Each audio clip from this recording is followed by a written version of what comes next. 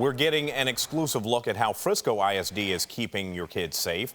This is Assistant Principal Travis Volk checking every outside door at the Career and Tech Education Center to make sure they lock properly. It's something being done at all 75 of the district's schools and facilities. When classes start next Wednesday, each exterior door will be checked weekly. It's also a district policy that classroom doors are always locked. Of course, our biggest thing is to make sure our building is secure from the outside first. If there's anything wrong, we get them fixed immediately.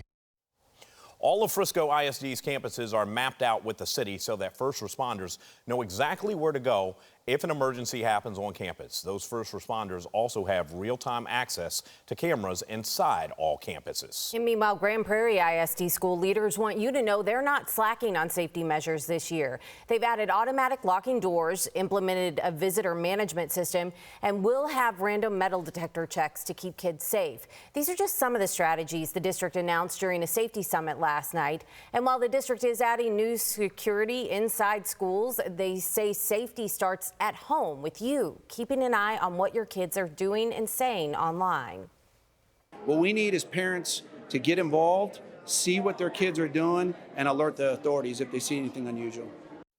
The district says their new emergency management director will host safety trainings with the staff and the community soon. And leaders tell us they've also installed an app on every student iPad that lets them report any concerns anonymously. Happening today, jury selection continues in the capital murder trial of Yaser Said. The 65-year-old is accused of shooting and killing his two daughters inside his taxi cab in Irving on New Year's Eve of 2007. He was a wanted fugitive for 12 years before a tip from a maintenance worker in 2017 led police to a home in Denton County where Said was hiding out. The state has said that they are not seeking the death penalty in this case. Said's son and brother were both convicted of helping him evade capture, and they are currently in prison. Dallas Mayor Eric Johnson is laying out his top priorities for the city's next budget. He says he mainly wants to focus on things like public safety. That includes maintaining or even increasing the budget for the city's police officer hiring goals, property tax relief, code compliance, which means